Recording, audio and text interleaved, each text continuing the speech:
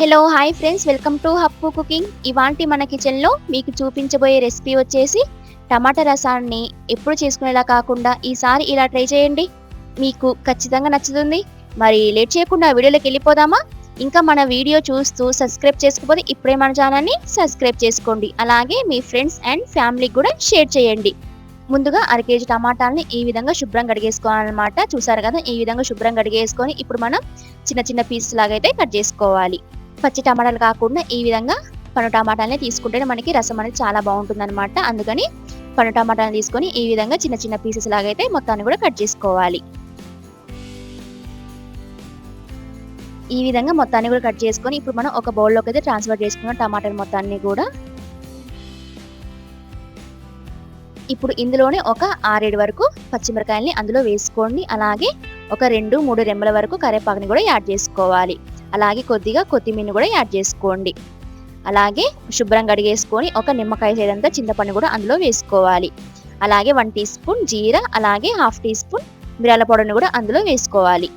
1 tea spoon పసుపు, అలాగే 2 tea స్పూన్ల కారాన్ని కూడా యాడ్ చేసుకోండి.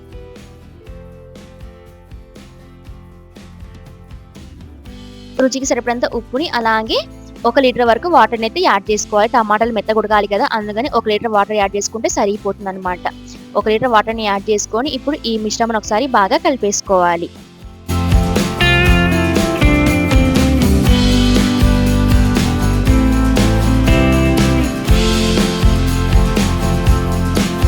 ఇప్పుడు మనం స్టవ్ మీద అయితే పెట్టేసుకున్న మూత పెట్టేసి ఒక 10 నుంచి 15 నిమిషాల పాటు మంటని హై ఫ్లేమ్ మీద పెట్టేసుకుంటే టమాటాలను బాగా మెత్తగా ఉడికేస్తాయి అన్నమాట. అందుకని మంటని హై ఫ్లేమ్ మీద పెట్టేసుకోండి. ఒక 15 నిమిషాల తర్వాత ఒకసారి మూత తీసి చూసుకుందాం టమాటాలు మెత్తగా ఉడికాయో లేదో అనేది. చూస్తున్నారు కదా, టమాటాలను బాగా మెత్తగా ఉడికిపోయాయి. ఈ విధంగా మెత్తగా ఉడకాలన్నమాట. టమాటాలు మెత్తగా ఉడికాయి కాబట్టి ఇప్పుడు మనం స్టవ్ని అయితే ఆఫ్ చేసుకుందాం. స్టవ్ని ఆఫ్ చేసుకుని ఇప్పుడు మనం స్ట్రైన్ అయితే చేసుకుందాం. ఈ విధంగా స్ట్రైనర్ పెట్టుకొని ఇప్పుడు మనం రసాన్ని మొత్తాన్ని కూడా స్ట్రైన్ చేసుకుందాం.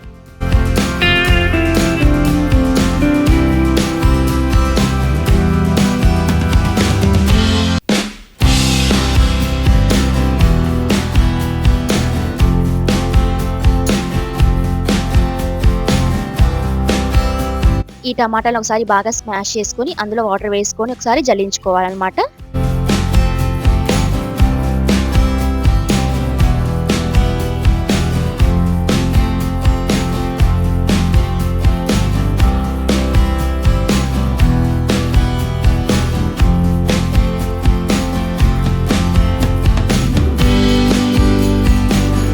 చూసారు కదా, ఈ విధంగా స్ట్రైన్ చేసుకోవాలన్నమాట. ఎంత థిక్నెస్ గా ఉందో ఈ విధంగా థిక్నెస్ ఉంటే సరిపోతుంది.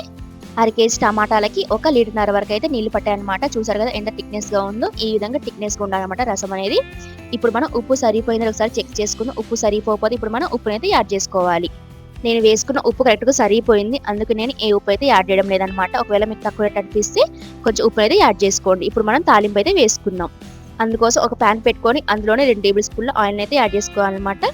ఆయిల్ కొంచెం హీట్ అయిన తర్వాత ఇప్పుడు అందులోనే 1 టీ స్పూన్ వరకు జీరాని అయితే యాడ్ చేసుకోవాలి.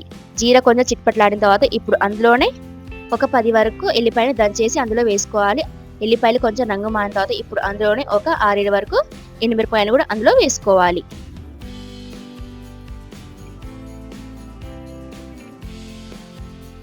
ఎండుమిరపకాయలు కూడా రంగు మారిన తర్వాత ఇప్పుడు అందులోనే 2 రెమ్మల కరివేపాకు కూడా యాడ్ చేసుకొని ఇప్పుడు మనం స్టవ్ అయితే ఆఫ్ చేసుకోవాలి.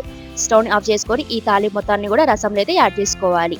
పైనుంచి కొద్దిగా కొత్తిమీర కూడా యాడ్ చేసుకుంటే టేస్టీగా ఉండే టమాటా రసం ప్రిపేర్ అయిపోయినట్లే. చూసారు కదా, రెసిపీ చాలా సింపుల్గా ఉంది కదా. వేడి వేడి అన్నంలో వేసుకొని తింటుంటే చాలా అంటే చాలా బాగుంటుందన్నమాట. మరి మీరు కూడా ట్రై చేసి మీకు ఎలా కుదిరినో అని నాకు ఖచ్చితంగా కామెంట్ చేయండి. అలాగే మీ ఫ్రెండ్స్ అండ్ ఫ్యామిలీకి కూడా షేర్ చేయండి.